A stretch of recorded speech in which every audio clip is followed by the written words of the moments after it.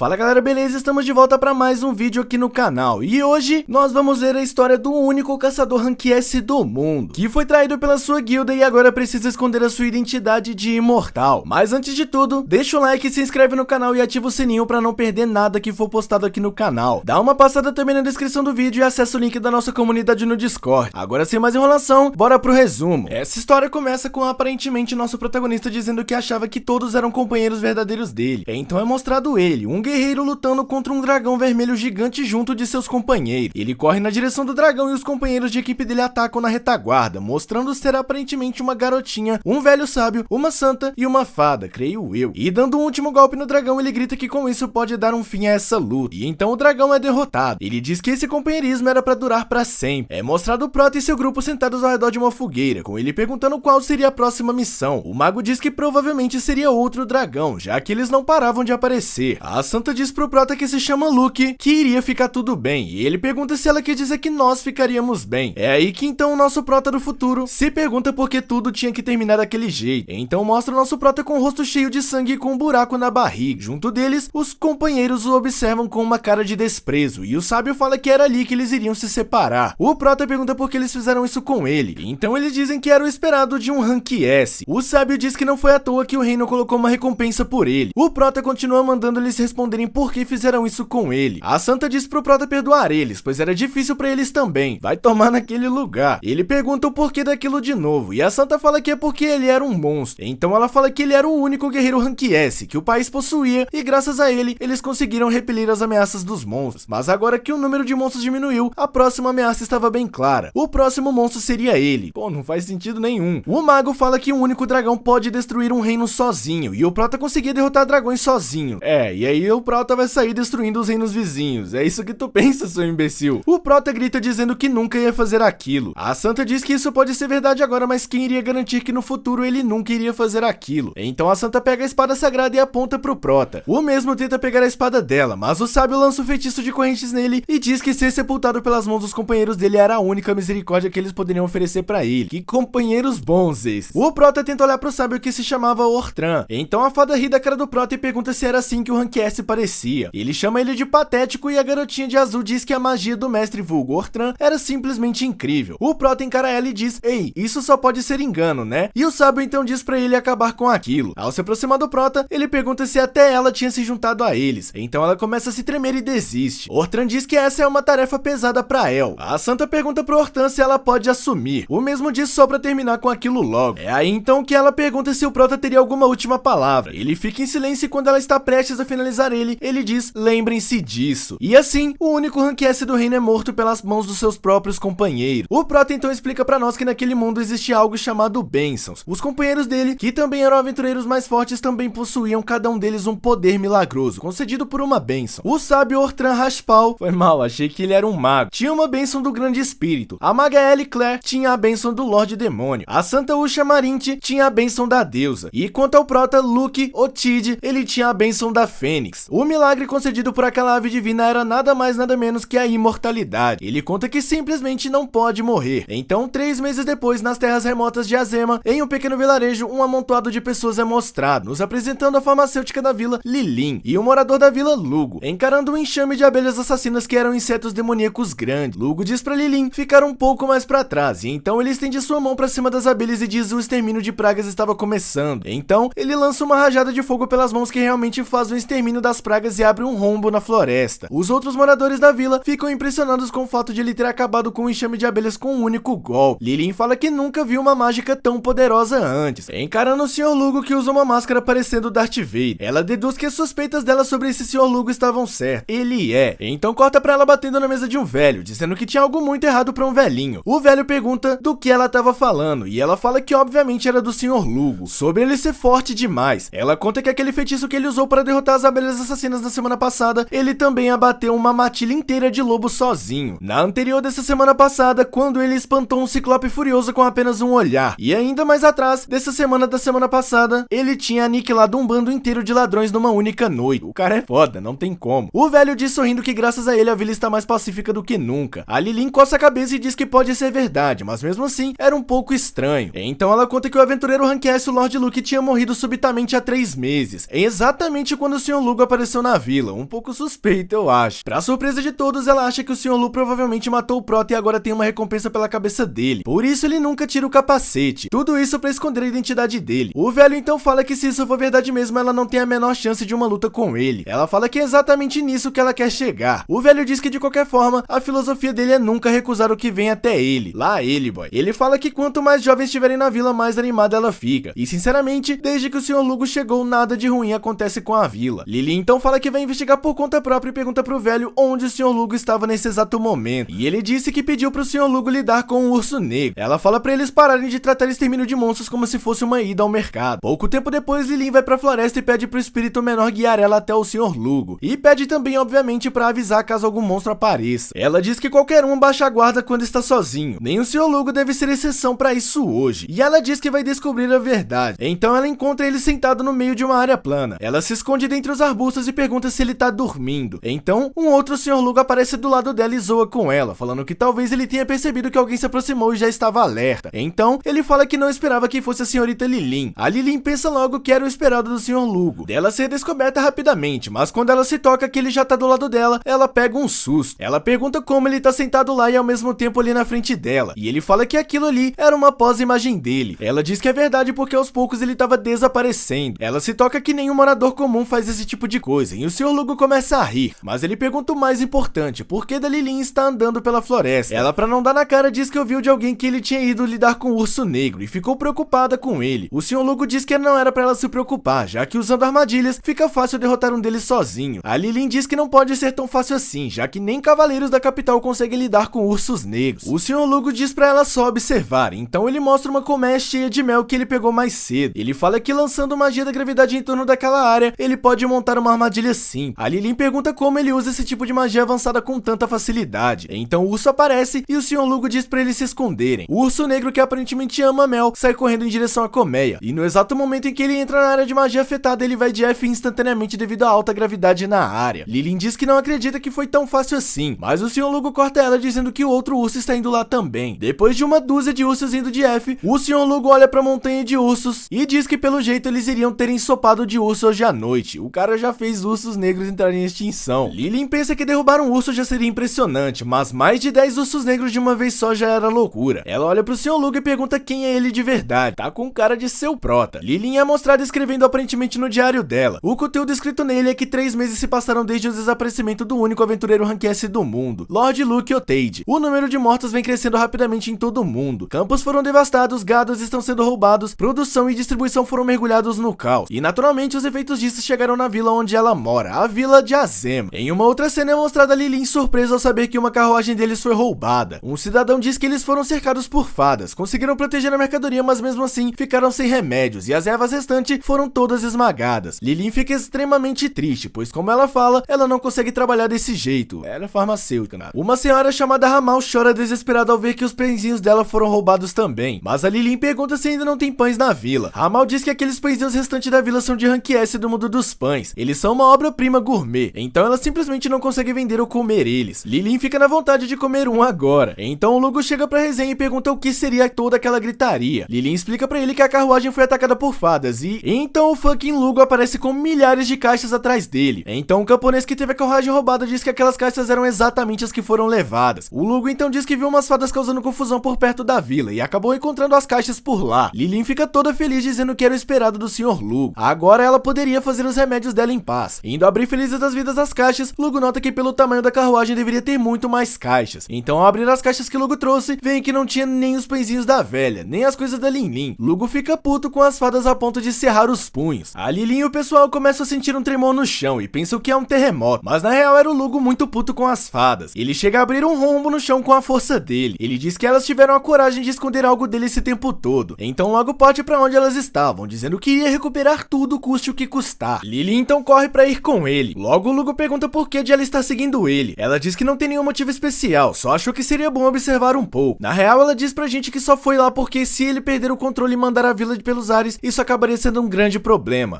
Eu acho que a vila ir pros ares iria ser de fato um problema. Uma fada observa os dois andando pela floresta e diz que da outra vez o Lugo pegou ela de surpresa, mas dessa vez ela estava com várias armadilhas prontas. Dessa vez seria ele quem iria se dar mal, fada essa sendo Peixa. O Prota simplesmente olha na direção dela e apaga ela com uma rajada de fogo, com a fada caindo no chão que nem bosta. O Lugo fala pra ela parar de chorar e levar logo ele à rainha. Lilin nota que o Lugo definitivamente era do tipo não me irrite. Papo de fresco isso. Chegando na floresta da grande árvore, a peixe diz que a raiva vive nas profundezas dessa floresta. Ela marcou as armadilhas no caminho naquele mapa, então pede pro senhor de elmo preto, vulgo Lugo, vulgo provavelmente o Prota, e pergunta se ela poderia ser liberada. Ele encara ela e diz que não. A fada então começa a chorar e fala pra ele ter piedade, já que a rainha ia eliminar ela. Ela chora dizendo que ela era terrível. Conta também que a rainha irá arrancar as asas dela, incendiar ela e depois dar de comida pro sapo.